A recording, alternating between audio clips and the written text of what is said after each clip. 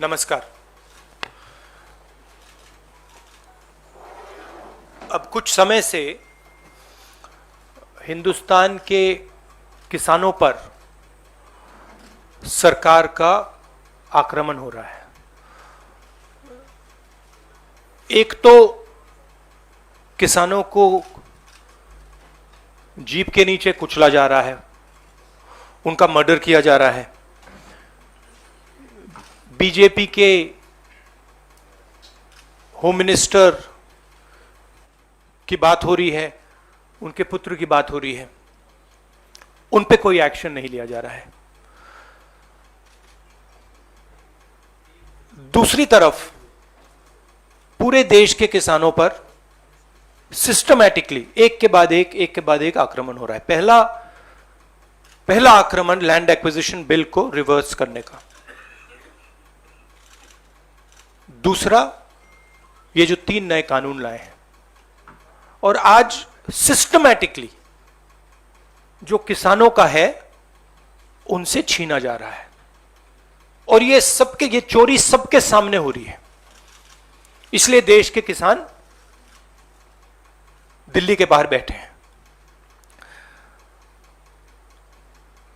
कल प्रधानमंत्री जी लखनऊ में थे, मगर प्रधानमंत्री जी लखीमपुर खीरी नहीं जा पाए।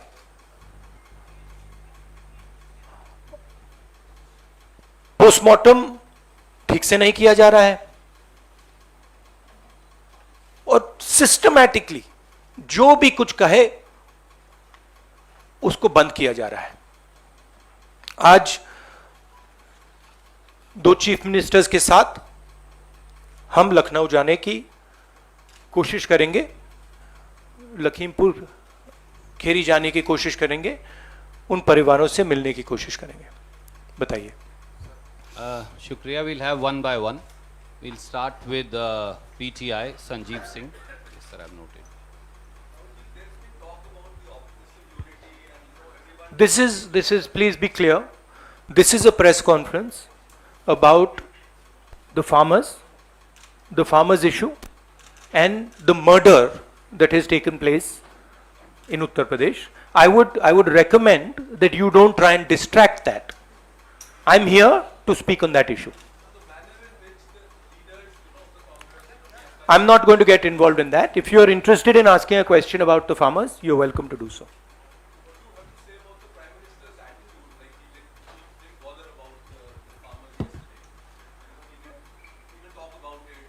It is as I said, it is a systematic attack on the farmers of this country. And it is arrogance because the government does not realize or understand the power of the farmers. And they are provoking the farmers, they are insulting the farmers, they are killing the farmers. This is a very dangerous and bad idea. Siddharth from ANI.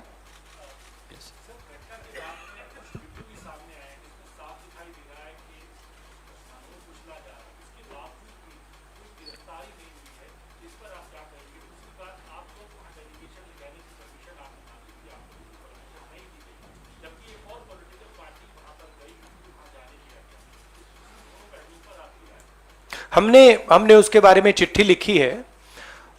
हम 3 लोग जा रहे हैं। Section 144 5 लोगों को रोकता है, 3 लोग सेक्शन 144 में जा सकते हैं, तो हमने उनको चिट्ठी लिख दी है। ये जो यूपी में हो रहा है, किसानों को मारा जा रहा है, मगर इससे पहले हाथरस में भी हुआ था और उनके एक एमएलए ने भी रेप किया था। तो ये सिस्टमैटिकली ये एक नई तरीके की राजनीति हो रही है उत्तर प्रदेश में। क्रिमिनल्स जो भी करना चाहते हैं कर सकते हैं, चाहे वो बलात्कार हो, किसानों का खून हो, और जो मारते हैं, जो रेप करते हैं वो जेल के बाहर होते हैं, और जो मरते हैं वो जेल के अंदर जाते हैं। Thank you sir. Ashish from ABP.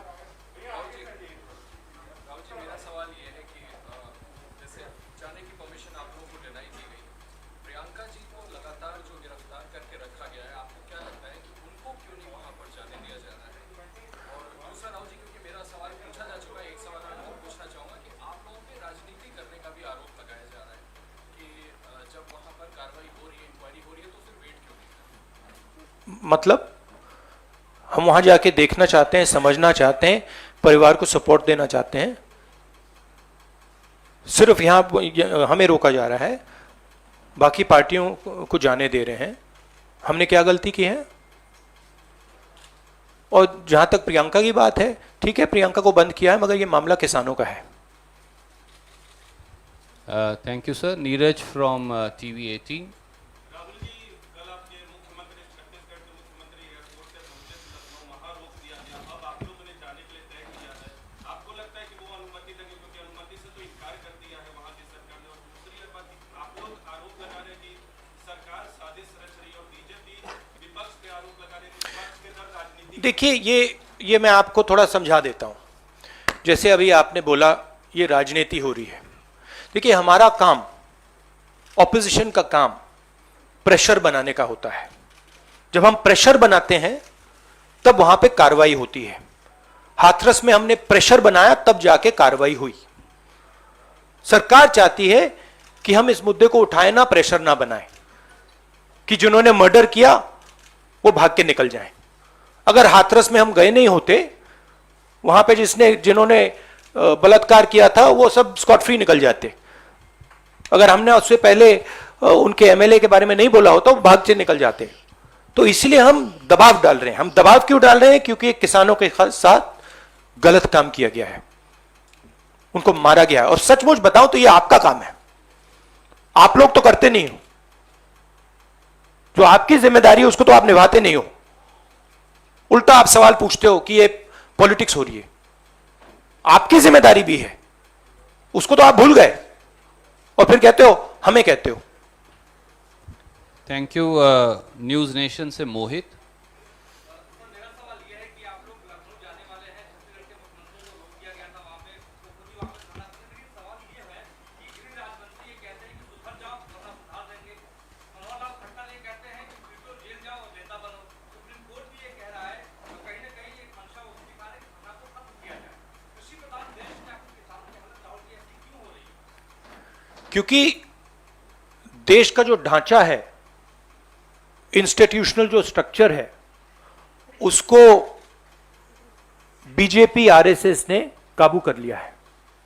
और ये सिर्फ मीडिया की बात नहीं है। आप जानते हो मीडिया को किस प्रकार से कंट्रोल किया जाता है। इसी प्रकार से हिंदुस्तान के सब इंस्टीट्यूशंस को कंट्रोल किया गया है। सिंपल सा आंसर है। Thank you sir. NDTV। Dictatorship, देखिए यहां पे जो डेमोक्रेसी हुआ करती थी, आज हिंदुस्तान में डिक्टेटरशिप है। सीधी सी बात है।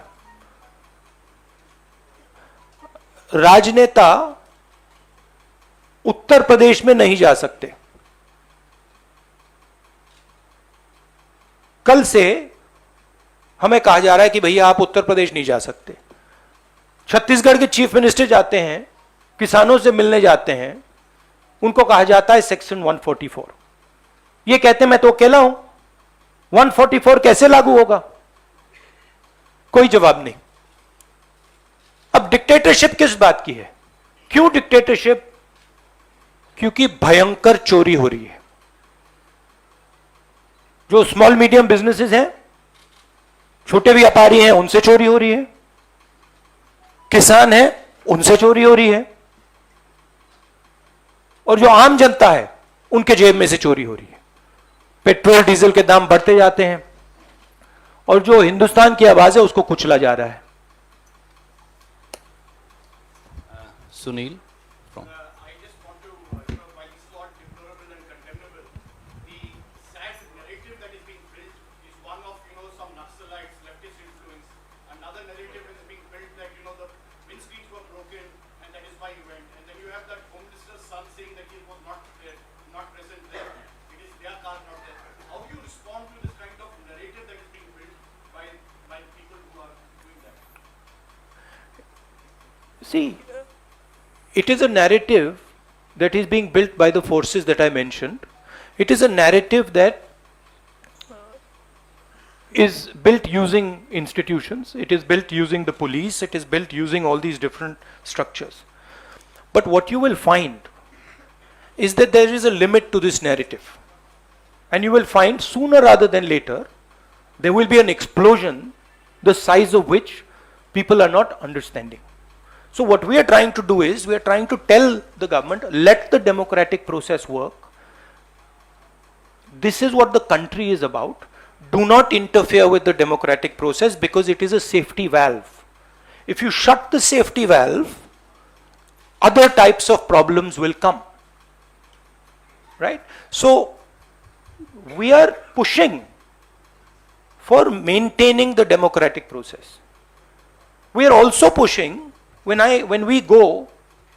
the chief ministers, myself, others go to visit this family, we are trying to give them confidence that in this country, you cannot be run over by a criminal who calls himself the Home Minister's son, and then nothing happens.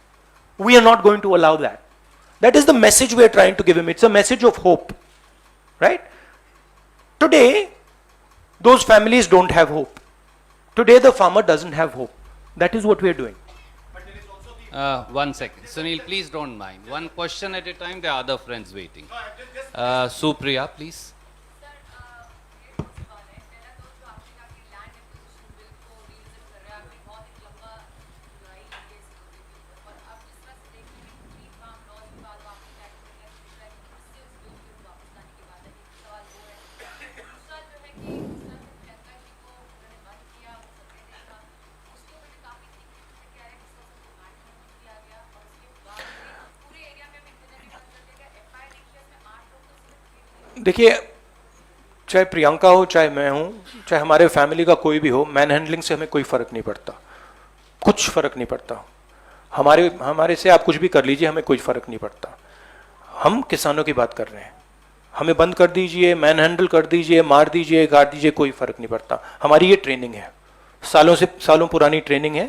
ये training हमें family, हमारे परिवार देता है, तो उससे कुछ फर्क नहीं पड़ेगा। नहीं, लैंड एक्विजिशन बिल का मैंने आपसे कहा कि ये सिस्टमैटिकली किया जा रहा है। लैंड एक्विजिशन, फार्म लॉज, ये किसानों का जो है उनसे छीनने का तरीका है। Thank you, sir. Supriya, no, Vijaya from in India TV.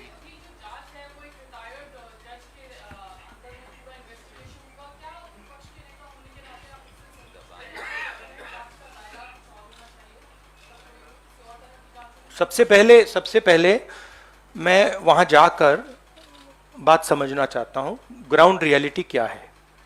क्योंकि ग्राउंड रियलिटी, सचमुच में ग्राउंड रियलिटी अभी तक किसी को नहीं मालूम। ठीक है, तो सबसे पहले हम वो जाके समझना चाहते हैं, इसलिए हम लखनऊ जा रहे हैं। Rajat. Last question. Yes. हाँ, प्रधानमंत्री कल लखनऊ में थे, लंबा चौड़ा प्रोग्राम कर प्रियंका जी ने कहा कि आपको आना चाहिए, बहुत समय नहीं लगता, 2 घंटे का रास्ता। और पीएम ने इस पे कुछ कहा भी नहीं है, कहीं बीजेपी किसी बड़े लीडर ने कुछ कहा। उम्मीद है कि मिनिस्टर ऑफ होम पर कोई कार्रवाई होगी, क्योंकि बार-बार आप लोग कह रहे हैं कि we should step back for fair request. उम्मीद क्या, हम प्रेशर डालेंगे। हम प्रेशर के बिना तो कुछ नहीं होगा, मगर प्रेशर डालेंगे, कोशिश करेंगे। बट ये देखिए, आप सवाल जो पूछ रहे हैं ये रिडिकुलस सवाल है, क्योंकि डेमोक्रेसी में ऐसा सवाल उठना ही नहीं चाहिए कि आप कह रहे हो कि देखो भाई भैया वहां पे किसी ने 6 लोगों को कुचल दिया, प्रधानमंत्री जी जा रहे हैं और आप मुझसे पूछ रहे हो कि जिस व्यक्ति के बेटे ने किया उस पर कार्रवाई होगी। यह डिक्टेटरशिप में सवाल पूछा जाता है, डेमोक्रेसी में ऐसा सवाल नहीं पूछा जा सकता। Thank you. Just 1 second. Last question. Uma Shankar. के तकरीबन साल भर होने को आए हैं और लखीमपुर के जैसा वारदात हो गया है, आप सीएम के साथ वहां पर जा रहे हैं, कई सारी और पार्टी के नेताओं ने भी जाने की कोशिश की, सबको रोक दिया गया है। नहीं, सबको नहीं रोका गया। सबको रोक दिया। नहीं, सबको नहीं रोका गया। Was everyone stopped? 2 party sir कल गई। 2 पार्टीज कल गई थी। टीएमसी और भीम आर्मी। क्या एक ज्वाइंट फ्रंट बनाने की कोई बात है ताकि सरकार जिस तरह से किसानों के साथ पेश आ रही है उनके साथ आप मिलजुल कर हर पार्टी लड़े, क्योंकि आप पार्लियामेंट के अंदर भी ज्वाइंट अपोजिशन की बात करते हैं, एक साथ कई पार्टी के साथ बैठ के आपने नाश्ता भी किया है, सबको साथ लेके आपने देखिए, जैसे मैंने आपको बोला, ये हम ऑपोजिशन यूनिटी बहुत अच्छी चीज़ है, होनी चाहिए, मगर ये जो प्रेस कॉन्फ्रेंस है ये किसानों का प्रेस कॉन्फ्रेंस है। हम डिस्ट्रैक्ट नहीं करना चाहते, जिन लोगों को वहाँ मारा गया है उनकी हम इज्जत रखना चाहते हैं और उन्हीं की बात करना चाहते हैं यहाँ पे। Mohit from India today. Sir, 2 questions. No, just ask one. Sir, first and foremost, what happens if you're not allowed to get out of the airport, something that happened yesterday, and what happens to Priyanka Gandhi, who was given out bail and she's still in jail for more than 48 hours? Let us see when we go there what happens. I cannot predict you what is going to happen, but we'll go and see. My goal is to go and meet the people who have been killed. Let's see. Thank you so much, Thank you. friends. Thank you very much. Saeed bhai, next time I will begin with you. I apologize for today.